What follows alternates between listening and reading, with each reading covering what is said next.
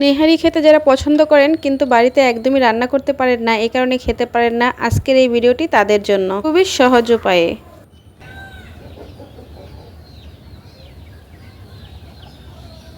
আজকে আমি আপনাদের সাথে শেয়ার করব খাসির পায়া বা নেহারি রান্না। নেহারি রান্না করার জন্য যা যা লাগবে আমি সব কিছু একদম রেডি করে নিয়েছি। এখানে হচ্ছে খাসির 4টা পা নেওয়া হয়েছে। তো এই পাগুলা এই যে এই সাইজ করে হচ্ছে কেটে নেওয়া হয়েছে, একদমই চিকন চিকন, যেহেতু খাসির পা কিন্তু এতটা মোটা হয় না গরুর পায়ের মতো। তো এইখানে নিয়েছি একদম পরিষ্কার করে ধুয়ে। তারপর এখানে নিয়েছি কতগুলো পেঁয়াজ কুচি, আর এখানে হচ্ছে দারুচিনি, এলাচ, তেজপাতা, আর এখানে হচ্ছে রসুন ছেঁচে নিয়েছি, আর এটা হচ্ছে আদা রসুন বাটা, আর কয়েকটা হচ্ছে কাঁচামরিচ নিয়েছি। হচ্ছে 1 কাপ তেলও নিয়ে নিয়েছি। তো নেহারিটা এক একজন এক এক রকমভাবে রান্না করে, আমি যেভাবে রান্না করি সেটাই আপনাদের সাথে শেয়ার করব। তো এগুলো কিন্তু আমি একদম ধুয়ে পরিষ্কার করে নিয়েছিলাম, এগুলো সব দিয়ে দিলাম এখন পাতিলার ভিতরে। এখন দিয়ে দেব কতগুলো পেঁয়াজ কুচি। এটা রান্না করার ক্ষেত্রে বেশি পেঁয়াজ দেওয়ার দরকার নেই, কারণ এর পরবর্তীতে বাগার দেওয়ার সময় পেঁয়াজ দেওয়া হবে।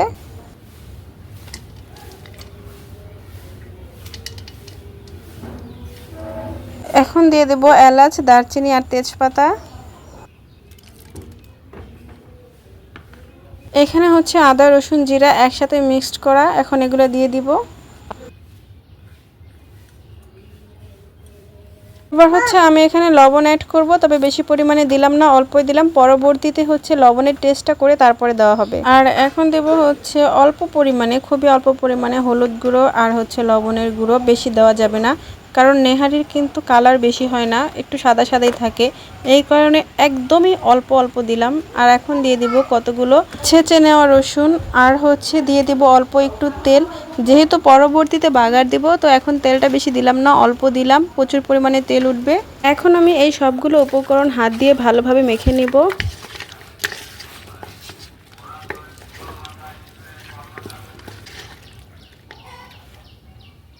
আমি কিন্তু খুব ভালোভাবে হাত দিয়ে মেখে নিয়েছি। এবার দিয়ে দিব পানি, যেহেতু অনেকক্ষণ এটাকে জাল দিতে হবে চুলায় রেখে, তো সেই পরিমাণে পানিটা একটু বেশি দিতে হবে কিন্তু।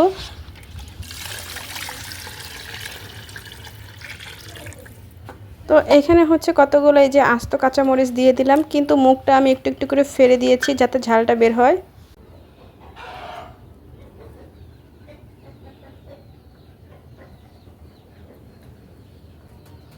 চলে আসলাম ছাদে।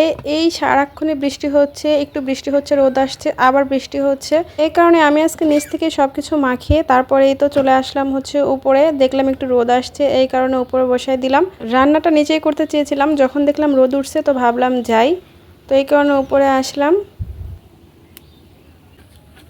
হ্যাঁ, এটা বলক এসে পড়ছে, এখন আমি ঢাকনাটা খুলিয়ে দিব। আর একটু পরেই কিন্তু আমি হচ্ছে আগুনটা একদম কমিয়ে 4 থেকে প্রায় 5 ঘন্টা ওই মানে মৃদু মৃদু যে জালটা সেই জালেই রেখে দিব।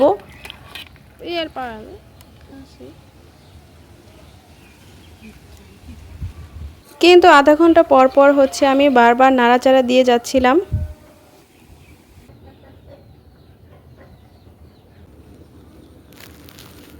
চলে আসলাম 4.5 ঘন্টা পর।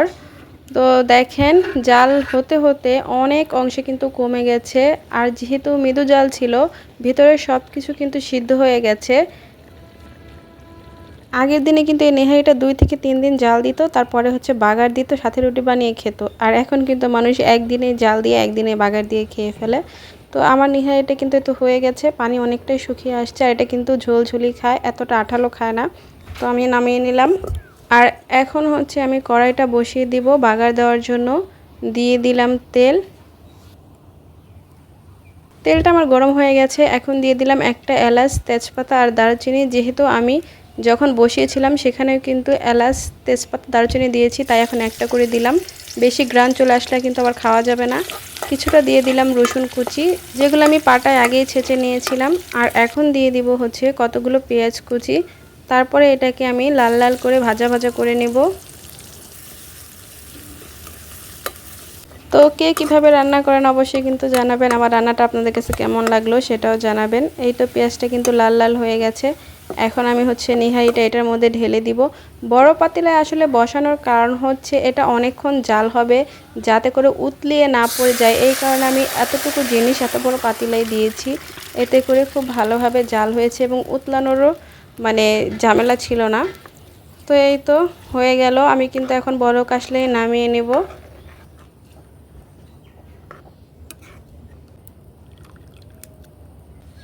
নিহারির কালারটা কিন্তু এরকম সাদা সাদাই থাকে, এতে বেশি মশলা অ্যাড করতে হয় না।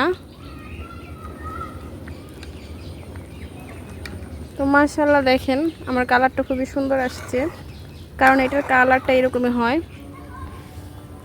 যখন আমরা ছোট ছিলাম আমার মা হচ্ছে 2 দিন 3 দিন জাল দিয়ে তারপরের দিন সকালে হচ্ছে নিহারি বাগার দিত, তারপরে হচ্ছে রুটি বানাতো আর সেটা দিয়ে আমরা খেতাম। খুবই মজাদার একটি খাবার ছিল। এখন হচ্ছে সবাই বেশিরভাগই দেখি হালিম রান্না করে খায় এই পায়া দিয়ে, কিন্তু আগে হচ্ছে আমরা বেশিরভাগ নিহারি খাইছি। তো অনেক দিন পরে হচ্ছে নিহারি রান্না করলাম। এই বাড়িতে হচ্ছে হালিম খায়, নিহারি একদমই খায় না। এই পর্যন্ত ধৈর্য সহকারে যারা আমার এই ভিডিওটি দেখলেন তাদেরকে জানাই অসংখ্য ধন্যবাদ। আর যারা ভিডিওটা দেখতে দেখতে একটি লাইক দিতে ভুলে গেছেন অবশ্যই একটি লাইক দিয়ে দিবেন। ভিডিওটা ভালো লাগলে আপনাদের এতটুকু হলো উপকারে আসলে লাভ, লাইক, শেয়ার এবং সাবস্ক্রাইব করে আমার পাশেই থাকবেন। তো নিহারিটা হচ্ছে আমি নামিয়ে নিলাম। রুটি দিয়ে সব থেকে বেশি ভালো লাগে এই নিহারি খেতে। যে কোনো রুটি বলেন না কেন, সব ধরনের রুটি দিয়ে এই নিহারিটা খেতে বেশি ভালো লাগে। আপনারা এই নিহারিটা কী দিয়ে খান অবশ্যই কমেন্ট করে জানাবেন। তো আমি হচ্ছে আজকে রুটি দিয়েই খাবো। রুটি বানানো হয়েছে, আপনাদের কাছে কেমন লাগলো অবশ্যই কিন্তু কমেন্ট করে জানাবেন। তো এই তো আমার নিহারিটা একদম রেডি। দেখলেনই তো খুবই সহজ, একদমই সহজ, এটা কোনো ঝামেলা নাই। তো ঘরোয়া সব ধরনের উপকরণ দিয়ে বানিয়ে নিলাম। আপনারা অবশ্যই যারা না পারেন তারা কিন্তু এই ভিডিওটা একবার দেখলেই শিখে নিতে পারবেন। আশা করি ভালো থাকবেন। পরবর্তীতে আবার দেখা হবে নতুন একটি ভিডিও নিয়ে। আজকে এই পর্যন্তই। খোদা হাফেজ।